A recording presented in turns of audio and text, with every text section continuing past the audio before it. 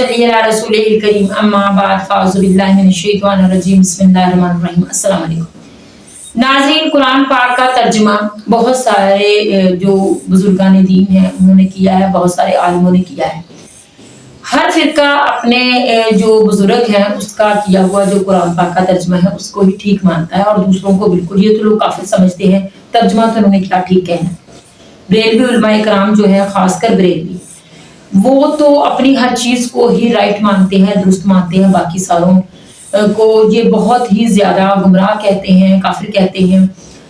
अमीर अहले सुन्नत मौलाना इलियास कादरी साहब का एक बयान है जिसमें कि ये लोग कह रहे हैं कि बाकी सबका कुरान पाक का तर्जुमा जो है किया हुआ सही नहीं है, गुमराही है, और इस तरह के लफ्ज़ इस्तेमाल किए गए हैं कि वो ठीक नहीं है।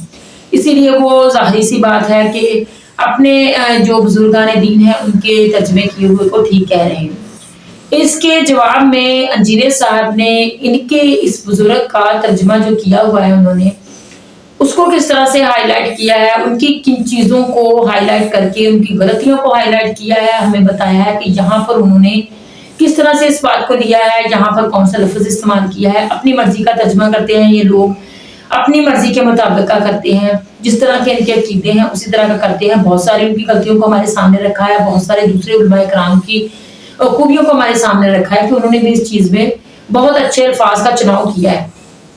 तर्जुमे के हवाले से काफ़ी अच्छी डिटेल है जो इस वीडियो में हमें मिलने वाली है। तो आइए सबसे पहले हम वो वीडियो देखते हैं, इसके बाद इस पर मज़ीद बात भी करते हैं।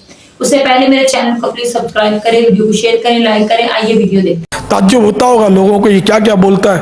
मैं बहुत कुछ आपके काम की बात बोलता हूँ, अगर ये सब आप घेरे में बांध लेंगे ना तो इंशाअल्लाह गुमराह नहीं होंगे, वरना गुमराह होते देर नहीं लगती।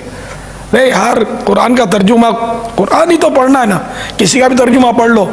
ये कैसे हो सकता है, किसी का भी पढ़ लो, ईमान से हाथ धो बैठोगे पता भी नहीं चलेगा।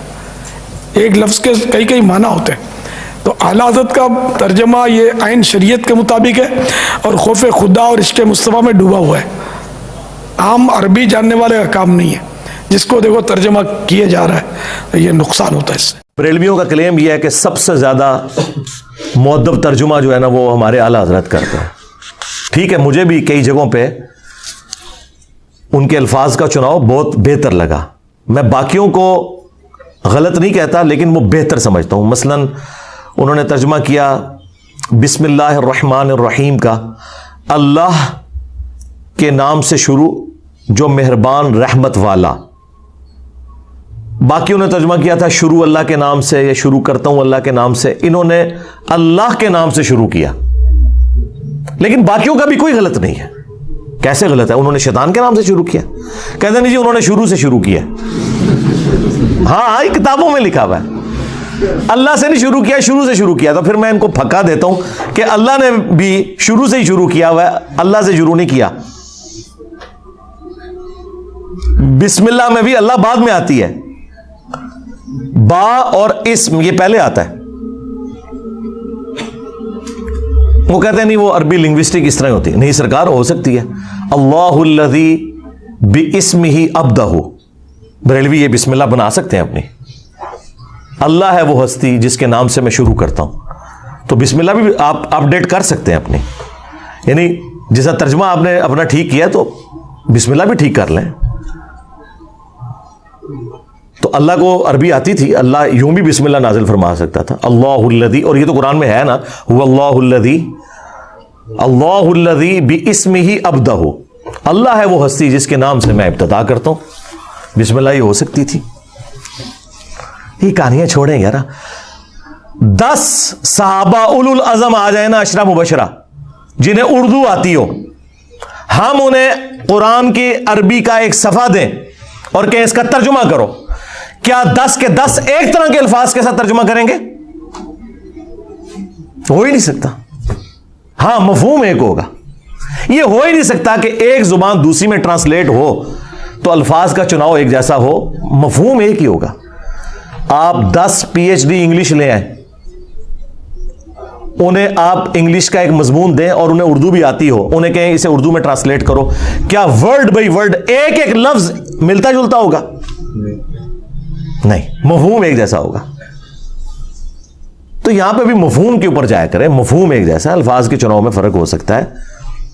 اللہ تعالیٰ نے جو الفاظ استعمال کیے ہیں اس کے ایکویلنٹ اگر دوسری زبان کے اندر کوئی سمجھتا ہے کہ اس کی بجائے یہ لفظ استعمال ہونا چاہیے, اس کا رائٹ ہے, کرے, دوسرے کے اوپر نہ کرے. واللہ خیر الماکرین کا ترجمہ باقی لوگوں نے کیا اللہ سب سے بہترین مکر فرمانے والا ہے. بریلوی کہتے ہیں دیکھو جی انہوں نے اللہ کو مکار کہہ دیا. وہ بھئی عربی میں لفظ استعمال ہوا ہے خیر الماکرین. وہ کہتے ہیں نہیں تدبیر ہونا چاہیے. تدبیر خود عربی کا لفظ ہے, اللہ نے تو نہیں یوز کیا. کہتے ہیں دیکھیں جی اعلیٰ حضرت نے کتنا پیارا ترجمہ کیا ہے, وَمَكَرُوا وَمَكَرَ اللَّهُ وَاللَّهُ خَيْرُ الْمَاكِرِينَ. انہوں نے بھی مکر کیا اور اللہ نے بھی اپنی خفیہ تدبیر فرمائی, اور اللہ سب سے بہتر خفیہ تدبیر فرمانے والا ہے. کہتے ہیں دیکھیں کتنا بادب ترجمہ ہے. بادب انہوں نے خود ہی ترجمہ بنا چھڑا ہے نا ادا. تدبیر بھی تو عربی کا لفظ تھا. تو جنہوں نے یہ ترجمہ کیا کہ انہوں نے بھی مکر کیا, اللہ نے بھی مکر کیا, اور اللہ سب سے بہتر مکر فرمانے والا ہے, تو اس مکر سے مراد جیسا کہ اللہ کی شان کے لائق ہے. اللہ نے تو دونوں کے لیے مکر کا لفظ استعمال کیا, اس میں کون سی تکلیف ہو گئی؟ ہاں آپ یہ کہہ سکتے ہیں کہ یہ بہتر تھا, یہ نہ کہ انہوں نے گستاخی کی ہے, یہ ظلم ہے. گستاخی تب ہوگی جب اللہ نے وہ لفظ نہ یوز کیا ہو. قرآن میں آیا نا کہ اللہ تعالیٰ ان سے مزاح فرماتا ہے, تو اعلیٰ حضرت نے اس کا ترجمہ ہی نہیں کیا. انہوں نے کہا جی یہ مذاق کرنا تو یہ ٹھٹا مذاق تو یہ بڑی نٹوریس چیز ہے. تو انہوں نے کہا اللہ تعالیٰ استہزاء فرماتا ہے. وہ عربی کوئی استہزاء ہی لکھ دیا.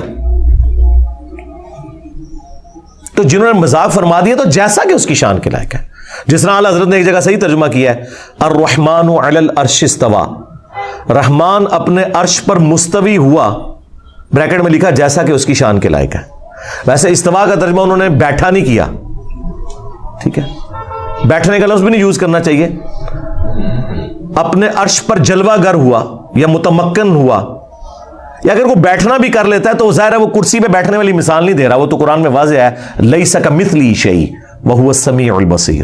ہم اللہ کے لیے کوئی مثال نہیں بیان کرتے, اللہ کی مثال ہو ہی نہیں سکتی, اس کی مثل کوئی چیز ہی نہیں ہے. اگر وہ بیٹھا بھی ترجمہ کر لیتا ہے تو وہ بیٹھنے سے مراد یہ نہیں کر رہا ہوتا, یا قرآن میں اللہ کا ہاتھ تو وہ ہاتھ سے مراد یہ ہاتھ نہیں لے رہا ہوتا, جیسا کہ اس کی شان کے لائق ہے, اس کی مثال ہی کوئی نہیں ہے.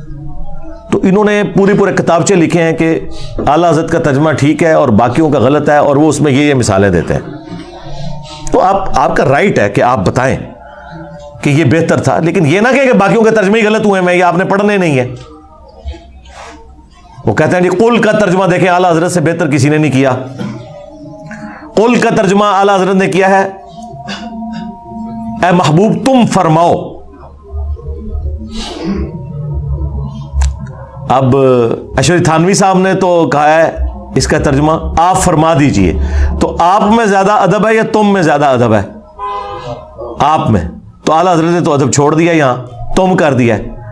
تو کہتے ہیں نہیں آپ کو سمجھ نہیں آئی, یہ تم اللہ کہہ رہا ہے. تو اللہ کی جو اپنے نبی سے فریکنس ہے نا, وہ آپ کے ساتھ نہیں ہوگی, تم کے ساتھ ہوگی. ہم کہتے ہیں بالکل آپ کی بات درست ہے, اور کہتے ہیں دیکھیں اعلیٰ حضرت نے کتنا خیال رکھا ہے شان الوہیت اور شان رسالت کا, کہ اللہ اپنے نبی کو آپ نہیں کہے گا تم کہے گا. اور جب نبی اس بات کو امت تک پہنچائیں گے تو وہ کہہ نہیں رہے ہوں گے, فرما رہے ہوں گے. لہذا آپ کہہ دیجئے یہ ترجمہ وہ کہتے ہیں ٹھیک نہیں ہے, تم فرماؤ ترجمہ ٹھیک ہے.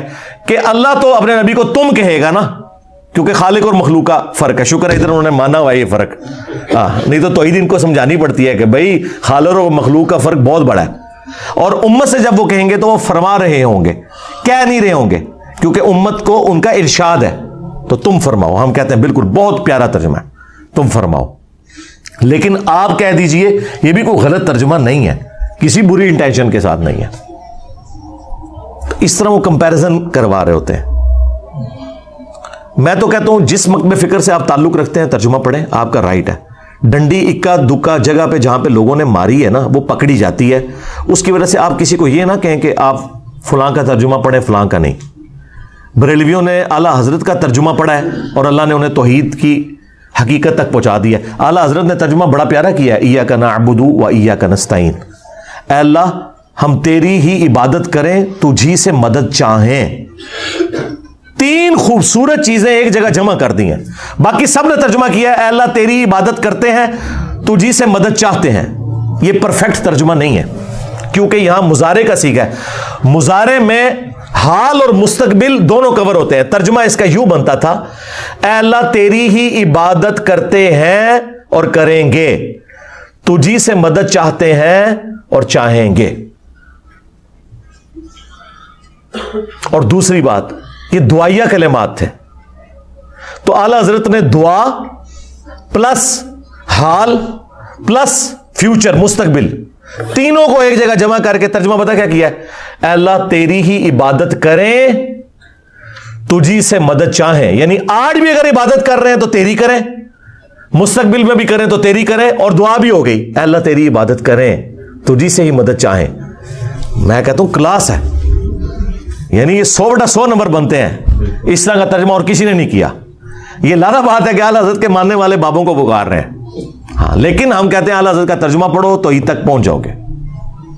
بریلوی ہو تو اعلی حضرت کا ترجمہ پڑھ لو, دیوبندی ہو تو اپنے اشرف تھانوی کا ترجمہ پڑھ لو, اہل حدیث ہو تو اپنے جوڑا گڑھی صاحب کا ترجمہ پڑھ لو, شیعہ ہو تو اپنے فرمان علی شاہ کا ترجمہ پڑھ لو. انہوں نے بھی یہی ترجمہ کیا, اللہ تیری عبادت کریں تجھی سے مدد چاہیں. بعد میں بے شک وہ پکارتے رہے, یا علی مدد کہتے رہے, یا شیخ عبد القادر جیلانی مدد کہتے رہے, اسے کوئی فرق نہیں پڑتا. قرآن میں تو یہی لکھا ہوا نا. پھر ہم کیوں نہ کہیں کہ مرنے سے پہلے اے مسلمان کر لے اس پہ غور. کتاب جی تو ناظرین, آپ نے انجینئر صاحب کی باتیں سنی, آپ نے دیکھا کہ انہوں نے ہمیں ترجمے کے حوالے سے بہت ہی زیادہ اہم معلومات ہے جو دی ہیں, اور بہت باریکی میں جا کر انہوں نے ہمیں بہت ہی زیادہ اچھے طریقے سے ہر چیز کو کھول کر بتایا کہ ان لوگوں نے کس جگہ پر ڈنڈی ماری ہے, ترجمے کو کس طرح سے پلٹا ہے. بسم اللہ الرحمن الرحیم کا ترجمہ سے لے کر انہوں نے مختلف آیت مبارکہ کے الفاظ کو بھی دیا ہے, کہاں پر کس طرح کا چناؤ کیا گیا ہے, کیوں کیا گیا ہے, اور کس ذہن کے ساتھ لوگوں نے کیا ہے, اس الفاظ کا چناؤ کیا ہے, کہاں پر ان کے بزرگان دین نے, علماء اکرام نے غلطیاں کی ہیں, اور کہاں پر کیا لفظ استعمال کیا ہے, کیوں کیا ہے, کیونکہ یہ ان کی ہر چیز کو بہت اچھے طریقے سے جانتے ہیں, اس لیے انہوں نے کھل کر ہمارے سامنے ہر چیز کو بیان کیا ہے. ناظرین, کسی بھی عالم نے کوئی بھی ترجمہ جو ہے وہ غلط نہیں کیا ہے, اور انہوں نے ہمیں یہ بھی بتایا کہ الفاظ کا چناؤ ہر انسان کا ایک جیسا نہیں ہوتا. مختلف طرح کے حوالے دے کر انہوں نے بتایا ہر چیز کا حوالہ ہر انسان ایک جیسا نہیں دیتا. اپنی سمجھ اور بوجھ کے مطابق لفظوں کا چناؤ کیا جاتا ہے, لیکن لفظوں کا مفہوم وہی ہوتا ہے, بتانے کا مقصد وہی ہوتا ہے, بیس وہی ہوتی ہے, لیکن جو الفاظ ہیں وہ آگے پیچھے کر کے استعمال کر لیے جائیں تو اس کا مطلب یہی نہیں ہوتا کہ غلط ہے. ہم بشرطے کہ ہمارا عقیدہ وہی ہونا چاہیے, بشرطے کہ اس چیز کا مفہوم جو ہے وہ ایکول ہونا چاہیے. باقی الفاظ کے چناؤ میں فرق آ سکتا ہے. یہ چیزیں انہوں نے ہمیں بتائی ہیں, سمجھائی ہیں, ان کے بزرگوں کی غلطیوں کو بھی ہائی لائٹ کیا ہے. اللہ پاک ہم سب کو توفیق دے کہ ترجمہ کسی بھی قرآن پاک کا ہو, اگر وہ صحیح الفاظ کے ساتھ ہے, اس کا مفہوم ٹھیک ہے, تو ہم اس کو ترجمے کے ساتھ پڑھیں. رولا تو یہ ہے کہ ہم قرآن پاک کو ترجمے کے ساتھ پڑھتے نہیں ہیں, تنقید کرتے ہیں, اس نے یہ کر دیا, اس نے وہ کر دیا. مقصد تو ہمارا یہ ہے کہ ہم اس کو ترجمے کے ساتھ پڑھیں, سمجھیں اور اس پر عمل کرنے کی کوشش کریں. دعا اللہ پاک سے یہی ہے کہ ہم اس کی اس دی ہوئی پاک کتاب کو پڑھیں, ترجمہ کے ساتھ پڑھیں, سمجھ کے پڑھیں, اور پڑھنے کے بعد ہم اس پر عمل بھی کریں. سب کو اللہ پاک عمل کی توفیق عطا فرمائے. اللہ پاک ہم سب کو اپنے احکامات پر چلنے کی توفیق عطا فرمائے, آمین. چینل کو پلیز سبسکرائب کریں, ویڈیو کو شیئر کریں, لائک کریں, کمنٹس باکس میں جا کر اپنی رائے کا اظہار بھی ضرور کیجیے گا. السلام علیکم.